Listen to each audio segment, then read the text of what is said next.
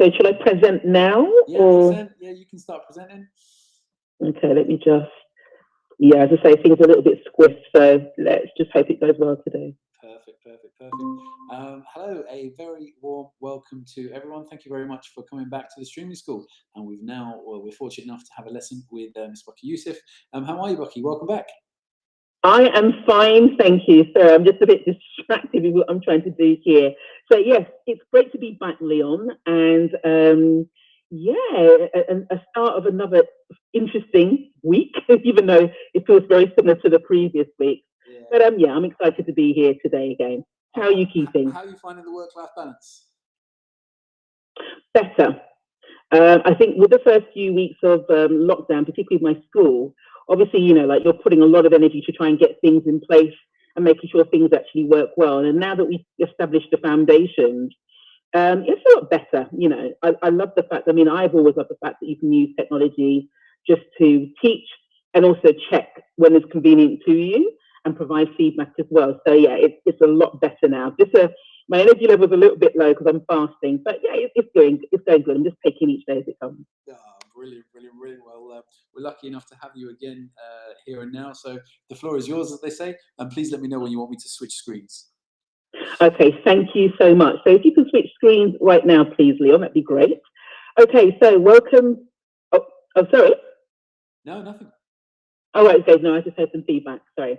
Okay, so welcome to the 5th lesson of chemistry. My name is Bucky Youssef.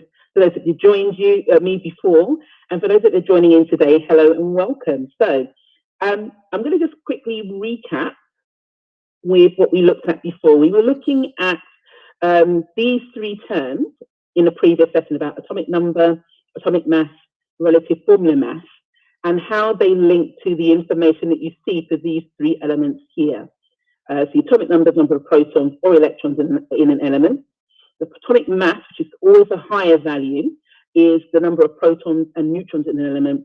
And to work out the relative formula mass of the compound, you have to add up the atomic mass of every element, so the higher values that you see in these three elements here. And this is a screenshot of an example that we actually looked at before. If you haven't joined me before now, please look at lesson 4 to cover that in greater detail. So quick fire 5, just to get our brain cells warmed up, and just to look over what we looked at beforehand. We've got 5 questions and quick fire 5, so you just write down your answers really quickly. If you are joining me, if you're not joining me live, please pause at this point and then continue obviously to see what the answers are. So what's the atomic mass of an atom? This tells you the number of protons and neutrons that the atom has. Why did Mendeleev leave gaps in his periodic table? Now this links to the homework that was given, and basically he left gaps for any elements that have not been discovered yet. How many electrons does potassium have? It has got 19, and this also relates to its atomic number. State the relative charges of subatomic particles, and by subatomic particles we mean electrons, protons, and neutrons. So something's happened there. Something's happened. So unfortunately, so I have to apologize. I did this yesterday, checked it, it's gone out completely.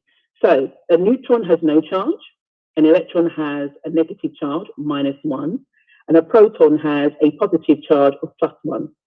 And what does the atomic mass of an element represent?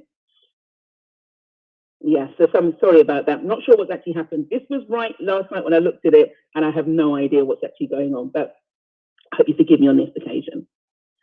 Okay, so with today's lesson, we're going to be looking at electronic structure, electronic configuration, and how we can link this to the groups in the periodic table. We'll just review those. So with the do now, it asks you what is the atomic number and atomic mass of sodium, and this is just to link back to the prior learning. And if you aren't sure, please look at the hint box where it asks you to actually use a copy of the periodic table to look up the name of the element Na and use this to try and work out what the atomic number and atomic mass are. The challenge, there are 2 aspects to it. The first one is to draw the electronic structure of Na and to write down the electronic configuration of Na. And the key words that you see below will be used throughout today's session. Now, with the do now answer, I've actually provided an image of what you'd actually see of Na, which represents sodium on the periodic table. And again, you've got two numbers, 11 and 23. So the atomic mass of Na is 11, as you can see here. And the atomic number of Na is 11, and the atomic mass of Na sodium is 23. And just to remind us that this represents the number of protons and neutrons that sodium has. Now, with the challenge, this is going to be the main focus of today's lesson. So if you're not sure what we mean by the electronic structure of the electrical configuration, we're going to cover that in a bit. So, linking back to the previous lesson, if we looked at if we actually break down an atom and actually look at what it's made of, just a quick reminder, it's actually made of electrons with a negative charge, neutrons, which are found in the nucleus, the middle of the atom, with no charge, and protons, which have got a positive charge, and they are also found in the middle of an atom called the nucleus. Okay, and that's just to recap with what we looked at last lesson and what was in the quick fire 5. Now, how does this actually link to the electronic structure? So, when we talk about electronic structure, this basically means drawing out the electrons that you can see in an atom. It links back to the atomic number.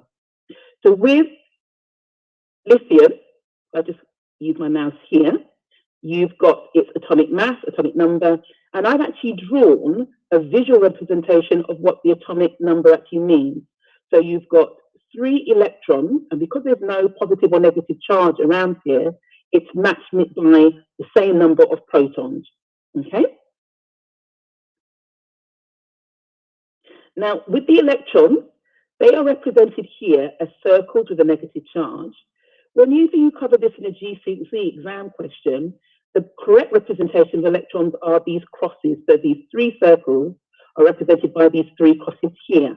And you'll notice that you've got the nucleus in the middle, and you've got these rings, these circles that actually represent the electron shells. And I've noted here that they are electron shells. The first electron shell, which is here, and the second electron shell, also known as the outer shell. So just to clarify, no matter how many electron shells you have, the very last shell that you have, you may have 3 electron shells, 4, etc. The very last shell you have is also known as the outer shell. Okay? And on the right-hand side of the screen, I've just explained what it means. So this is the electronic structure, how many electrons you can see in each of the rings. The electron configuration just tells you it's a numeric representation of the electrons in the shell. So rather than drawing it out, you just write 2 electrons in the first shell, and the first shell is the shell that is closest to the nucleus, and then 1 electron in the second or outer shell in this case. So when you are drawing or writing the electronic structure or configuration of an atom, there are a number of things you need to remember. The first shell, which is the shell that is closest to the nucleus, has a maximum of 2 electrons. The second shell can take a maximum of 8 electrons. And the third shell can take a maximum of 8 electrons as well. Now, if you have more than 3 shells, any leftover electrons that you have go into the full shell. And we'll cover this more in greater detail next session. Okay, so progress check. How much have you understood and how much can you now apply to your new learning? So there's 2 things I'd like you to think about. The first part is to draw the electronic structure of B, Na, and K. Which elements do those symbols, chemical symbols, represent? And the second part is for you to write the electronic structure for each of the atoms above. And I've given you a hint at the bottom, so you can actually link it to your periodic table and your prior learning. What is the atomic number for each of the elements above? If you are doing this in your own time, pause, and once you've actually written down your answers, press play and continue to get the answers. So let's look through this. So B represents boron, and the first thing I've highlighted is that it's got 5 electrons. So when we think about how to draw this, in the nucleus, represented by the red circle here, the first electron shell it can take a maximum of 2 electrons, which means that the 3 remaining electrons go into the second or outer shell. Now, in addition to this, you actually can write this as numbers. The first 2 represent the 2 electrons in the first shell, nearest to the nucleus, and the 3 represent the 3 electrons in the outer shell. Let's look at the next one. Na represents sodium, and it's got 11 electrons, but this time it has got 3 electron shells. So the first 2 take 2 electrons. Sorry, the first shell takes 2 electrons. The second electron shell takes 8 electrons, but because we've got 1 over, it goes into the third or last electron shell, the outer shell. And again, with electronic configuration, 2, 8, and 1 electron in the outer shell. Last example. So K represents potassium. It has 19 electrons, and you can see this has got even more electron shells. The same thing. First electron shell has 2, then 8 in the second, 8 in the third electron shell, and 1 in the fourth or the outer shell. Now you can see again how I've represented the electronic configuration of 2, 8, 2, 8, 8, 1. And it's really important that you put the commas there just to represent the fact that you are looking at the electrons in different electron shells. Now, how can we go from an atom to an ion? So I'm going to go back to lithium as a simple example. Okay, so the atomic number is 3, which means it's got 3 electrons represented here and also 3 protons because it balances out. As you've seen beforehand, this is how we draw the electronic structure. But if we were to go to the ion, which you see in the bottom right-hand side here, you'll notice that the outer shell electron has disappeared completely.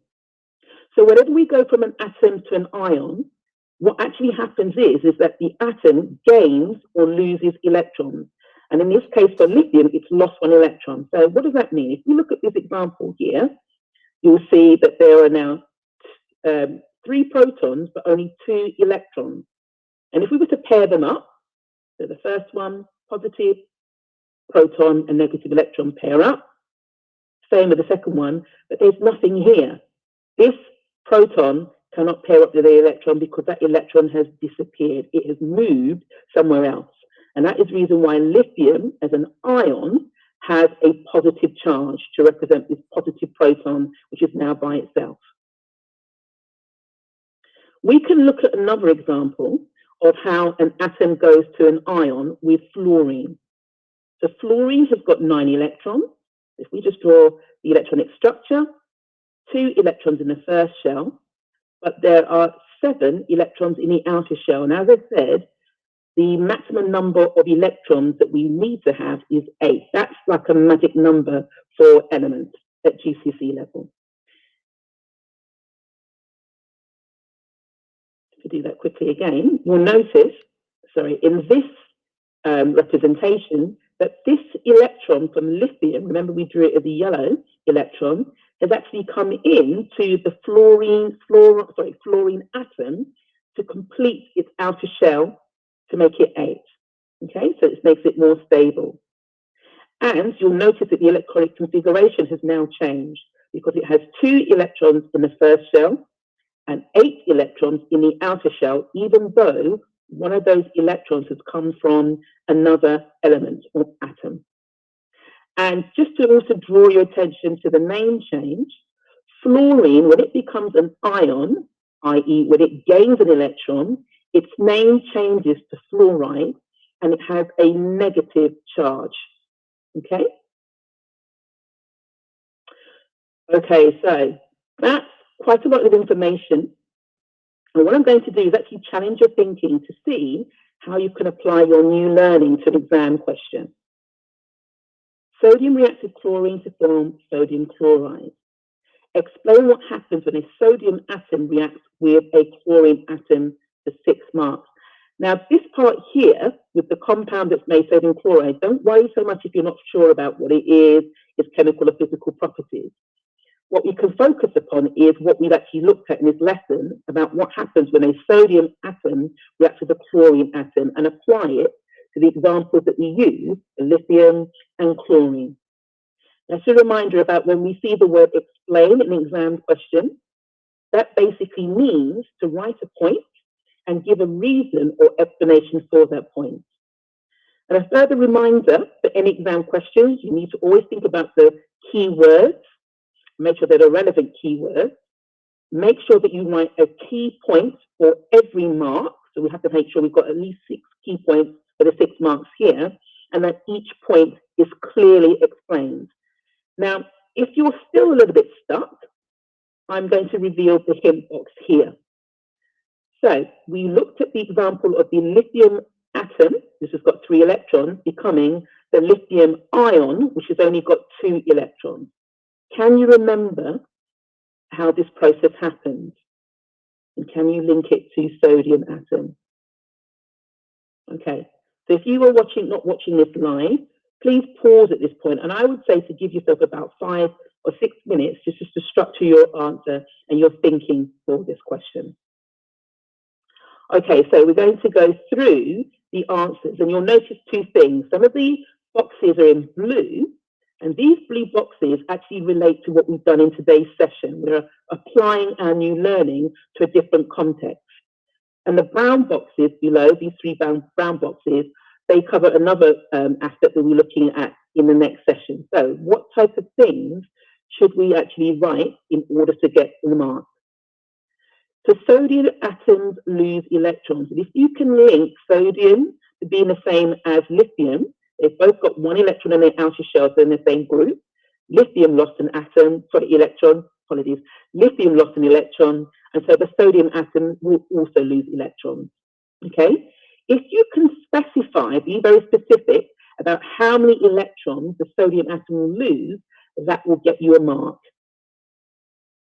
And lastly, clearly showing that the sodium atom becomes a sodium ion also gets you a mark. So it's just basically revisiting what we've covered in today's session. And then lastly, putting down that sodium, Na+, has a positive charge. Now with the chlorine is like the fluorine example that we looked at in today's session.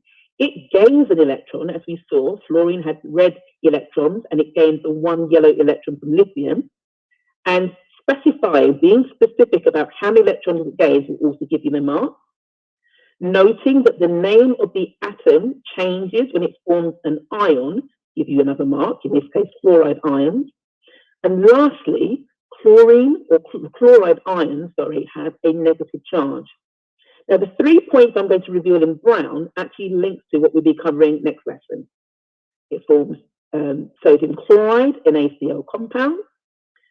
This compound has got attraction between oppositely charged ions, a positive and a negative. And this is an example of ionic bonding, and that links to what we're going to be looking at next session, and I hope you can join me then.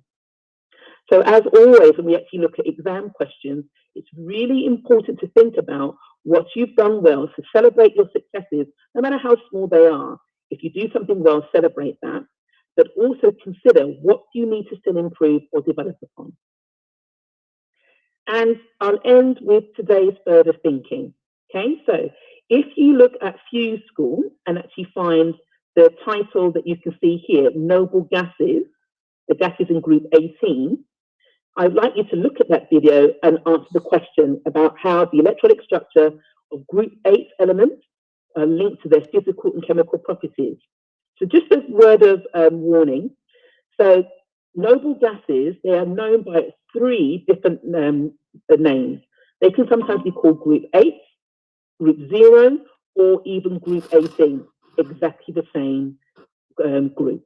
Okay, thank you so much for your time today, and I look forward to seeing you next time. Thank you so much, Bucky. Really, really appreciate it. Look forward to catching up with you. Really look forward to catching up with you next time. Okay, thank you so much. Take care, Leon. Bye-bye. Bye-bye.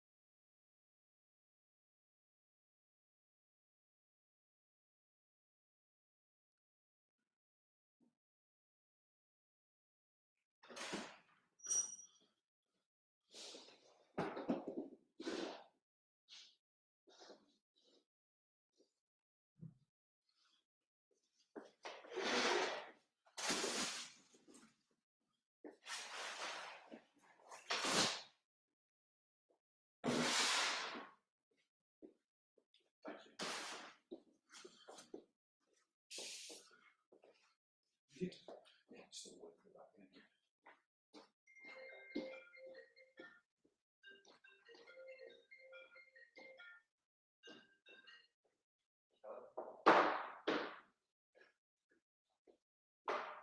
Nada,